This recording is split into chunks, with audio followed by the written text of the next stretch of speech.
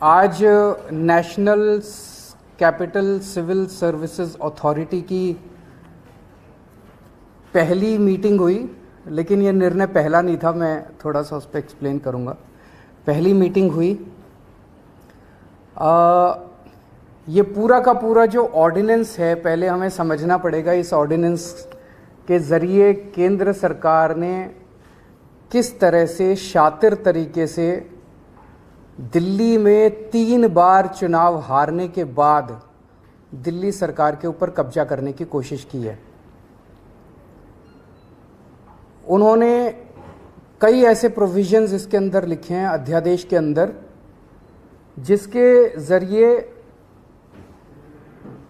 मंत्री और मुख्यमंत्री, जो चुनी हुई सरकार है, जो चुनी हुई कैबिनेट है, उसके ऊपर हर जगह इन्होंने एक अफसर को बिठा दिया। अब डिपार्टमेंट्स में मंत्री की नहीं चलेगी, अफसर की चलेगी। अफसर को मंत्री का बॉस बना दिया। कैबिनेट के अंदर कैबिनेट की नहीं चलेगी, चीफ सेक्रेटरी की और एलजी की चलेगी, उसके ऊपर उन्होंने चीफ सेक्रेटरी को बिठा दिया। एक ये कहने को एक अथॉरिटी बना दी। अथॉरिटी के अंदर 2 अफसर केंद्र सरकार के होंगे और एक मुख्यमंत्री होगा, तो इसके अंदर मुख्यमंत्री के ऊपर 2 अफसरों को बिठा दिया। तो हर जगह इन्होंने अफसरशाही को सारा कंट्रोल दे दिया और अफसरशाही केंद्र सरकार कंट्रोल करेगी। अफसरों के ऊपर केंद्र सरकार का कंट्रोल होगा, सर्विसेज के जरिए और विजिलेंस के जरिए। तो एक तरह से केंद्र सरकार दिल्ली सरकार को अफसरों के जरिए चलाना चाहती है। हमारा देश एक जनतंत्र है, भारत एक जनतंत्र है, और संविधान, भारत का संविधान की मूल आत्मा यही है कि हम एक जनतंत्र हैं। जनता सरकार चुनती है और उस सरकार को काम करने के सारे अधिकार होते हैं, और वो सरकार, चुनी हुई सरकार, अफसरों के जरिए काम करती है। वो अफसर चुनी हुई सरकार को रिपोर्ट करते हैं। ये शायद दुनिया के इतिहास में पहली बार भारतीय जनता पार्टी ने ऐसा षड्यंत्र रचा है कि अब अफसर जो है वो चुनी हुई सरकार के ऊपर होंगे। क्यों? क्योंकि उन अफसरों के ऊपर केंद्र सरकार का कंट्रोल है। केंद्र सरकार उन अफसरों को कंट्रोल करती है, किसी को भी ट्रांसफर कर सकती है, किसी को सस्पेंड कर सकती है। कि अफसरों के ऊपर केंद्र सरकार का कंट्रोल है और अफसर जो है वो मंत्रियों के ऊपर बैठेंगे। तो जैसे किसी भी डिपार्टमेंट में मंत्री जो है वो अगर कोई आदेश देगा तो अफसर डिसाइड करेगा कि आदेश सही है कि गलत है। अगर अफसर को लगता है कि आदेश सही नहीं है, अगर वो, तो ये बहाना मार के कि वो अफसर आदेश सही नहीं है, वो अफसर आदेश मानने से इनकार कर सकता है। सरकार कैसे चलेगी ऐसे? हम मान लो कहते हैं कि 2 स्कूल बनाने, अफसर कहते हैं नहीं, इस दिल्ली में स्कूलों की जरूरत नहीं है। अगर अफसर लिख दे फाइल पे दिल्ली में स्कूलों की जरूरत नहीं है तो स्कूल नहीं बनेंगे। हम मान लो कहते हैं कि मोहल्ला क्लिनिक 100 और बनने चाहिए। चुनी हुई सरकार कहती है, हम तो जनता में घूमते हैं, हम कहते हैं भाई जनता मांग रही है इस इलाके में करोल बाग में एक मोहल्ला क्लिनिक बनाओ। अफसर कहता है नहीं, करोल बाग में मोहल्ला क्लिनिक की जरूरत नहीं है, बस फिर मोहल्ला क्लिनिक नहीं बनेगा। हम कहते हैं यहाँ पे पानी गंदा आ रहा है, अफसर लिख देता है पानी ठीक आ रहा है, बस पानी ठीक आ रहा है, फिर अफसर ने लिख दिया पानी ठीक आ रहा है। फिर हम कहते हैं यहाँ पे गंदगी बहुत ज़्यादा हो गई है, अफसर कहता है नहीं गंदगी नहीं है, सही है, तो बस फिर सही है। तो ये अफसर को पावर दे दी। कैबिनेट जितने निर्णय लेगी,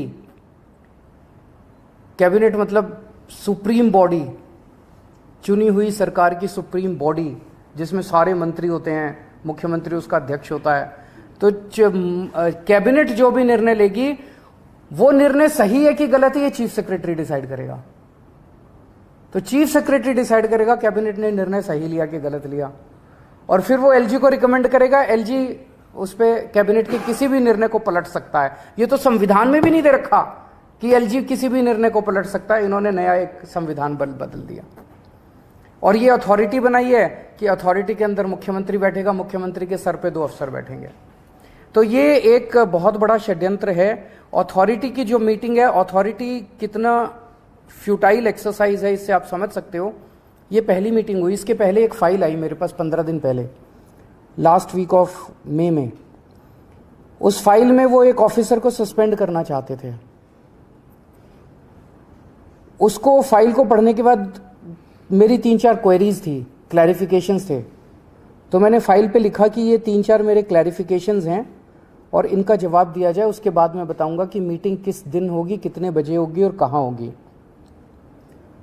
वो 3 या 4 क्लैरिफिकेशंस क्वेश्चंस मैंने लिख के फाइल पे भेजे, वो फाइल मेरे पास फिर वापस नहीं आई, वो फाइल सीधे एलजी के पास चली गई और उस फाइल पे लिखा गया कि अथॉरिटी के 3 मेंबर में से 2 मेंबर्स की सहमति हो गई है, 1 मेंबर की सहमति नहीं है, इसीलिए इसको अप्रूव कर। तो वो तो हमेशा ही उन दोनों की सहमति है, वो तो दोनों केंद्र सरकार के ऑफिसर्स हैं और मैं ही उसमें अकेला हूं। तो मतलब मैं अगर कोई उस मीटिंग के अंदर क्वेरी भी करता हूं, क्लैरिफिकेशन भी मांगता हूं, तो मेरी क्लैरिफिकेशन के जवाब भी देने की जरूरत नहीं है। तो वो एलजी साहब के पास उन्होंने फाइल भेजी, एलजी साहब ने लिख दिया कि ऑफिसर को सस्पेंड कर दिया जाए, ऑफिसर को सस्पेंड कर दिया गया। मेरे पास ना ऊपर जाते टाइम फाइल आई, ना नीचे जाते टाइम फाइल आई। मेरे पास तो जब फाइल आई मैंने उस पर क्वेरी रेज की और क्वेरी के बिना जवाब दिए उन्होंने एलजी से अप्रूवल। फिर अथॉरिटी की जरूरत क्या यार? तो ये दिखाता है, ये सारी चीजें हम सुप्रीम कोर्ट लेके जाएंगे और हमें पूरी उम्मीद है, सुप्रीम कोर्ट से भी उम्मीद है और सारी पार्टियों से भी उम्मीद है कि अगर सुप्रीम कोर्ट में भी मिलेगी, राहत मिलेगी और अगर राज्यसभा में, संसद में बिल आता है तो उसको जीतने नहीं देंगे।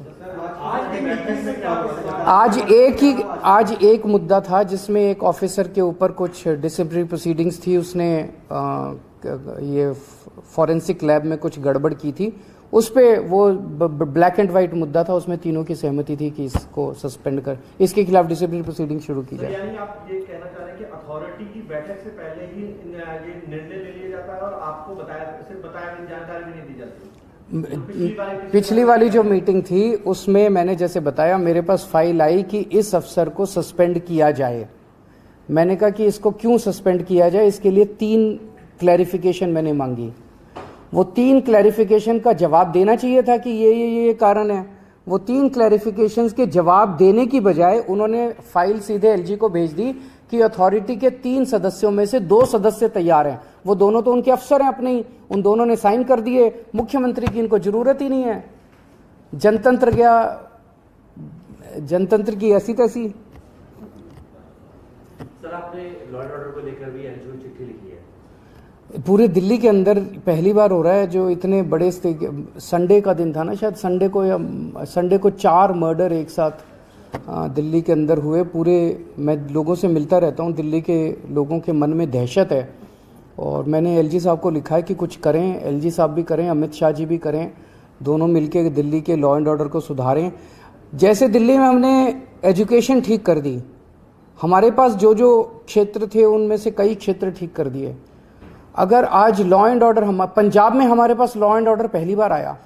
शुरू में आपने देखा कितनी दिक्कत हुई क्योंकि वो पुरानी सरकारों ने कितना गंद मचा रखा था। आज पंजाब लॉ एंड ऑर्डर के मामले में दिल्ली में टॉप के 1-2, इंडिया टुडे का शायद सर्वे आया था, टॉप के स्टेट्स में माना जाता है। लॉ एंड ऑर्डर इतना शानदार कर दिया हम लोगों ने पंजाब के अंदर। दिल्ली में अगर लॉ एंड ऑर्डर हमें दे दिया जाए, अगर पुलिस का कंट्रोल हमें दे दिया जाए दिल्ली के अंदर, देखिए हम कितना अच्छा लॉ एंड ऑर्डर करके दिखाते हैं। तो एलजी साहब को मैंने लिखा, पहले थाना लेवल कमिटीज होती थी हर विधानसभा के अंदर, हर थाने के ऊपर। उस थाना लेवल कमेटी का अध्यक्ष होता था लोकल एमएलए और उसके नीचे आरडब्ल्यूएस होती थी, उसमें काउंसलर्स होते थे सारे उस इलाके के, उसमें वहाँ के प्रबुद्ध नागरिक होते थे। महीने में एक बार ये कमेटी मिला करती थी। इस कमेटी को रिवाइव करने की ज़रूरत है। 2013 में जब से हमारी सरकार बनी 15 में, तब से ये थाना लेवल कमेटी को डिसबैंडल कर दिया गया था। इसको दोबारा रिवाइव करना चाहिए। सर, 23 तारीख को विपक्ष की मीटिंग है सर, कांग्रेस का स्टैंड से क्लियर नहीं हो पा रहा है, इसको लेकर आप क्या सोचते हैं? इस कांग्रेस से मैं उम्मीद करता हूँ सारी पार्टियां पूछेंगी उस मीटिंग में, भाई आप अपना स्टैंड बताइए। और मैं समझता हूँ कि सबसे पहला, उस मीटिंग का सबसे पहला एजेंडा होगा अध्यादेश, कि दिल्ली के अंदर जनतंत्र को ख़त्म करने के लिए, और मैं वहाँ सारी पार्टियों को समझाऊंगा, टेक्निकली भी कॉन्स्टिट्यूशन लेके जाऊंगा, मैं संविधान लेके जाऊंगा, कि आप ये ना समझें कि ये दिल्ली आधा राज्य है इसलिए दिल्ली के बारे में ये अध्यादेश आया है। ये अध्यादेश तमिलनाडु में भी आ सकता है, ये अध्यादेश महाराष्ट्र में भी आ सकता है, वेस्ट बंगाल में भी आ सकता है, पंजाब में भी आ सकता है। कंकरेंट लिस्ट की जितने सब्जेक्ट्स हैं, केंद्र सरकार अगर इसी तरह का अध्यादेश लाती है तो फुल स्टेट्स के अंदर भी कंकरेंट लिस्ट के सब्जेक्ट्स को वो ख़त्म कर सकती है। इलेक्ट्रिसिटी हो गया, एजुकेशन हो गया, कई सारे सब्जेक्ट्स हैं कंकरेंट लिस्ट के अंदर जिनको इस किस्म का अध्यादेश लाके फुल स्टेट्स के अंदर ख़त्म किया जा सकता है। Thank you.